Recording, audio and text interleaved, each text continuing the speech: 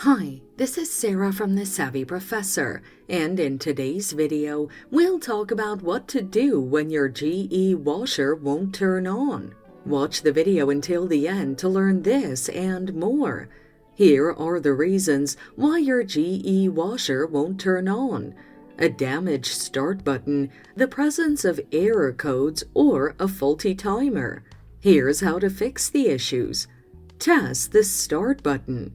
Unplug your washer from the power source, locate your washer's control panel, and using the manual, find the start button. Inspect for any loose connections or damages. If there are none, use your multimeter to test for continuity.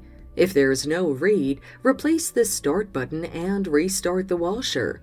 Look for error codes. Start your washer and observe for any error codes on the control panel. If you have error codes, use the manual to know the meaning.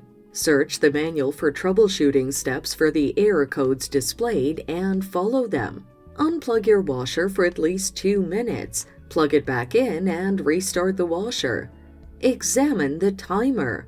Unplug the washer and use the manual to find the timer. Inspect the timer for signs of burned connections or damages. If there are no damages, use your multimeter to test for continuity. If there is no continuity, replace the time and reassemble the washer.